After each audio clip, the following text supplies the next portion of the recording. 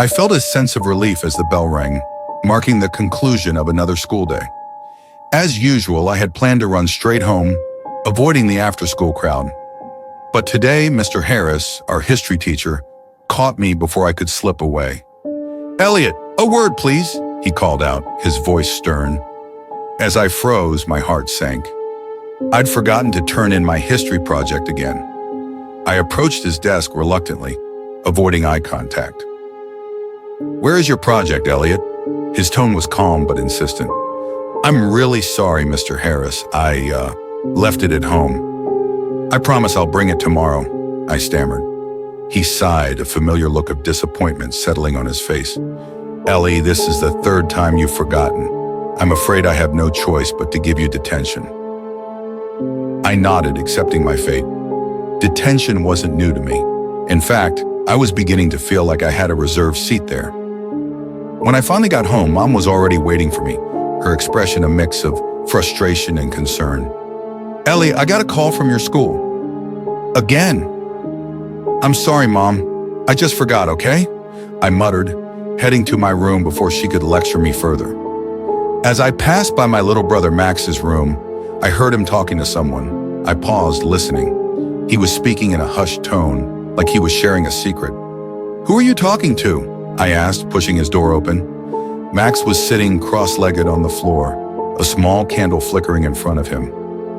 He looked up at me, his face serious. "I'm talking to my friend, Charlie.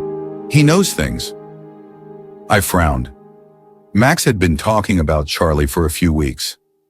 I had assumed it was just an imaginary friend, but the way Max spoke about him was unsettling. "Okay, well, tell Charlie it's time for dinner soon." Later that night after dinner, I was lying in bed when I heard Max's voice again, even quieter this time, almost like he was whispering. I crept to his room and peeked inside. Max was standing in front of his mirror, staring intently at his reflection. "Charlie says he can help you with Mr. Harris," Max whispered, not looking away from the mirror. I felt a chill run down my spine. "Max, stop this. It's not funny. Go to bed." Max turned to me with a strange smile. "Charlie says he will take care of it. You'll see." I shook my head and returned to my room, trying to shake off the uneasy feeling that had settled over me. The next morning, I was running late for school. As I rushed out the door, I saw Max standing in the hallway, holding something in his hand. It was a small, old-fashioned key. "Charlie says it's for you," he said, holding it out to me. I hesitated, but then took the key. It was cold and heavy in my hand, and I quickly stuffed it into my pocket, not wanting to think about it.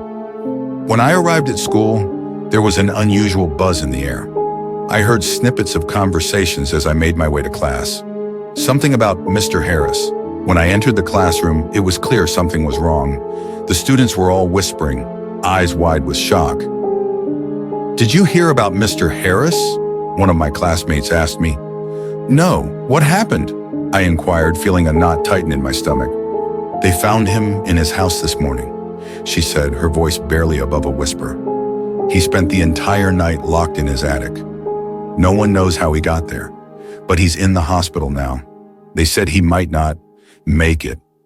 I felt my blood run cold. The key in my pocket suddenly felt like it weighed a ton. I reached in and pulled it out, staring at it. It couldn't be.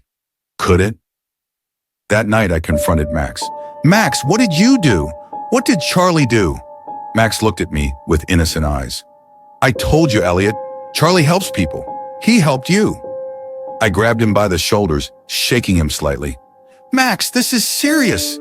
Mr. Harris is hurt. This isn't a game."